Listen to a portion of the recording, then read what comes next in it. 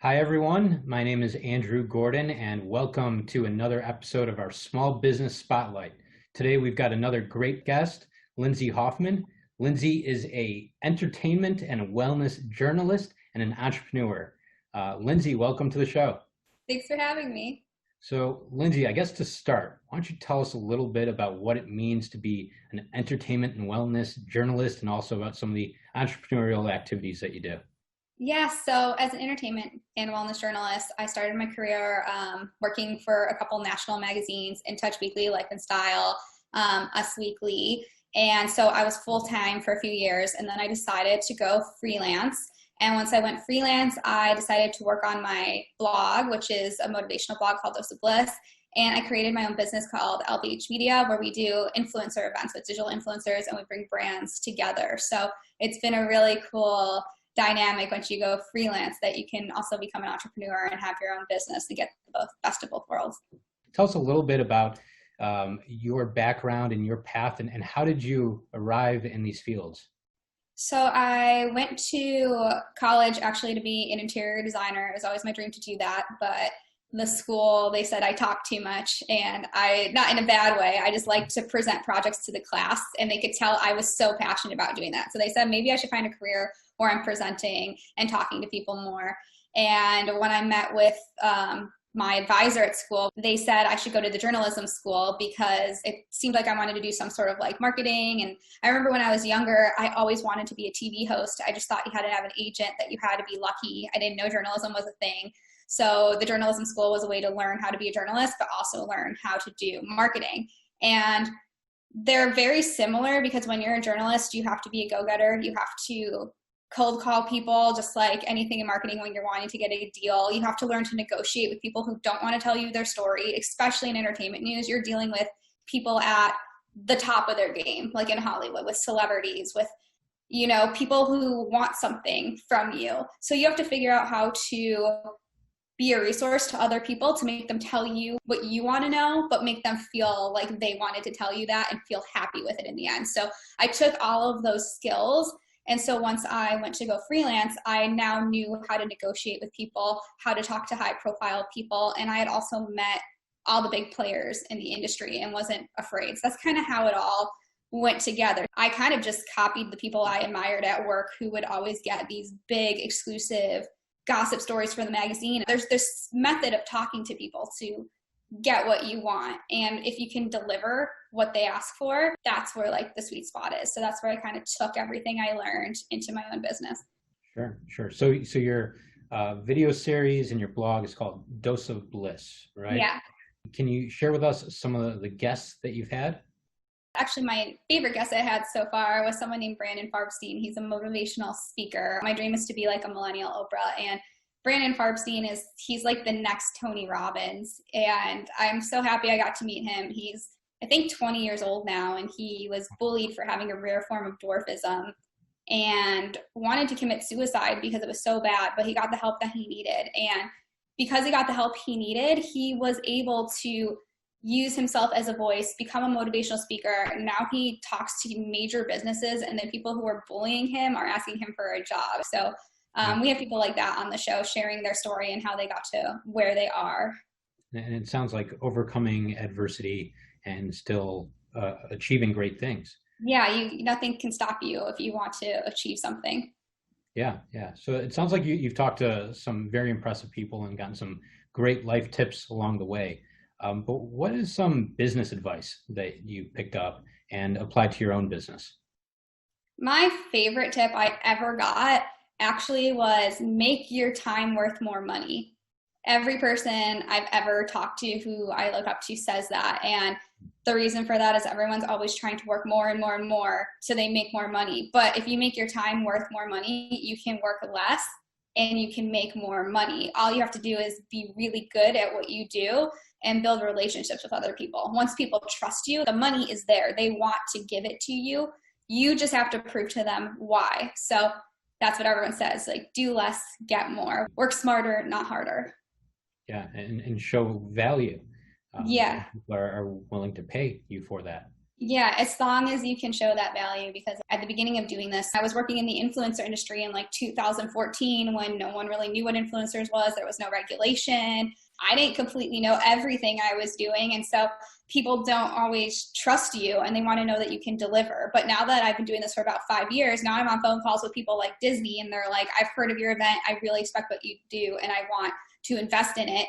And versus the beginning when I started where I was also nervous because I was like, I really want to make sure I deliver. I don't 100% know what I'm doing, but I know enough to make something happen. I've done enough research. I know enough people. I'm sure I'm going to deliver, but now I have the respect that people will now give me the money and I can get the big brands and now people are talking about it. So once you can deliver and prove and you don't give up on what you're doing, then people start coming to you.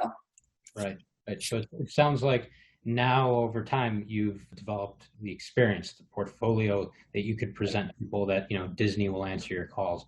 But do you have any advice for people that are perhaps just starting out that, don't have those experiences yet and, trying to get people to answer the phone?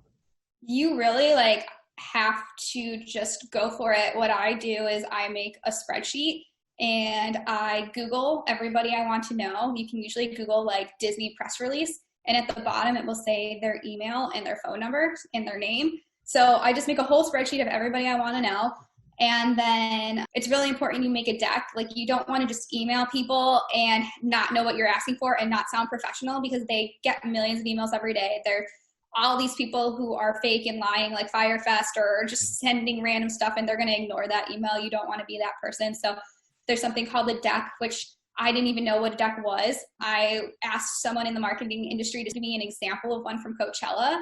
And I basically just copied it at first until I started realizing different things. And you can Google what to put in a deck. And I look at it and I think to myself, what am I delivering to this person? And I ask all those questions to myself. And once those questions are answered within myself that I would pay the money to do it, then I know that someone else will. So I put it all together and I just cold call people. I just mass email lots of people, and it's still not easy. For every 600 people I email, 3 people will respond, and maybe one of them will sponsor my event. And you have to email some of them up to 10 times to get an answer. So even if you have experience, it's not necessarily easy, and you can do it at any time, but you really do have to back up what you're saying and have evidence of why they should do this and show them what it is. So it sounds like persistence alone and volume isn't enough, right? You can send all the emails you can, but you need to also be able to set yourself apart and use things like decks. If you have someone's attention only for a short period of time through an email, those types of things can really set you apart. Yeah, they really do. And I also make my emails really short, 1 or 2 sentences and something they can answer yes or no, because no one's going to read a big email. And I make my subject headline exactly I literally just will call it time sensitive influencer event. So that way they're like, oh, this is a time sensitive influencer event. Let me open it. So I make it simple like that. And being persistent also does work over time as well, because I had been emailing someone I had met who worked for Pizza Hut for probably 5 years. I had met him in person just once and had his contact information. So he would read my email, but I don't know if he fully took me seriously because he didn't know me really well. Yeah. And finally, after 5 years of emailing him, he connected me directly with the people at Pizza Hut and let me do a pitch for a $100,000 deal. He just said, hey, we have budget $100,000 to use up by the end of the year. Do you want to pitch? So the more you email, if you email someone for 5 years and you're being relevant and they see you're doing the same thing and you're constantly growing, they are seeing it. And then a meeting comes up and they say, do you know someone who does this? They'll give you that chance after all that time. So I had that opportunity and this just happened from sending emails. Yeah, you never know when that opportunity may arise. Yeah, it took a couple years, but they'll think of you. Yeah. So let's talk a little bit about everyone's favorite topic, taxes. It's my favorite topic, so it must be everyone's favorite. So you've been a freelancer, which means just by its nature, you're an independent contractor rather than an employee. You're not getting a constant paycheck with taxes withheld, but you're considered an independent contractor for tax purposes. And this is a challenge for a lot of people that we come across. Did you have to learn any lessons the hard way, or how did you stay on top of your own tax requirements? I'm really lucky that I personally didn't experience anything the hard way, but that's because I'm fortunate enough to have a dad who's an accountant. So he's always in my ear of what to do ahead of the game. So I kind of have my built-in personal finance person who can give me insider information that not everyone can have. But I want to learn to be really good with all of these things as well, because I'm not going to have my dad to do this forever. And whether or not someone gets their own personal accountant, you should always understand what's happening and know that you can ask questions. So what I do as an independent contractor is I do my estimated taxes. So I estimate how much I'm going to make for the year, and I pay that quarterly. And the way I estimate it to make it easy is I make an Excel spreadsheet, which is like my favorite thing to do. And I write down as I make money. So whatever I'm making, I just put down what it is, what day I got it, where it's from, if I've deposited it, and I just add up like the sum. And I also, what I do is I save all of the documents. I put a date of when it's paid, and I put it inside my drawer so I can always look back into it. Cause sometimes like the IRS or somebody will come back to you saying you didn't pay something, and I can just pull it out and be like, here it is, and then sometimes you get money back, and that's nice. But back to how I estimate it. So I go through that, and every year when you're looking at it like that, you know how much money you're making. Like, for example, this year I started making more money than I had made the other year. So I can kind of project what it's going to be through the year, what I'm going to make. I'll put in the estimated taxes, and then I'll pay that quarterly, and I'll estimate a little bit more, usually evens out by the end. And if I've estimated a little bit too much, then you get like a nice refund at the end, which is nice because you feel like you're making more money. In LA, where I work, a lot of people are independent contractors, and I know a lot of people in the YouTube world, and it's surprising that people don't know that you can pay your taxes quarterly. A lot of people out here, they'll wait till the end to pay their taxes, and they'll have a huge lump sum that they have to figure out to pay. And some of them can pay that, and some of them can't. And then you get penalties, and it's just a big problem when you can just be taking it out almost like how a job does throughout the year, and then not worry about it or get your money back. So that's what I do. No, and that's great advice. And we see those same issues all the time, especially with independent contractors, sometimes those in the entertainment field, because there isn't anyone taking money out of their paychecks. It's up to you to budget for yourself and put money aside for taxes. And you're absolutely right. Some people at the end of the year can pay it, but sometimes you can't. Some businesses, actually, you're required as an independent contractor to pay it quarterly. And that is something that people don't even know. Yeah, it's mind-blowing, especially people I know in the YouTube industry, and those people started really young. So if you're like 17 and you're making like $30,000 a month on YouTube, you have no idea that anything about taxes. I'm still learning things about it, but there really are these hacks. And it just makes life so much simpler, and without fear of taxes at the end of the year. So yeah, I think that's great advice. Thank you for that. So, we're on Zoom. Maybe had this been a year ago, we would have been in person. But things are definitely changing and have changed as a result of the coronavirus pandemic. How have you and your businesses adapted to the pandemic, both in terms of your blog and your website, and also the event company? I'm glad that I've diversified in different places, because as a journalist, I mainly cover events, and those are all gone.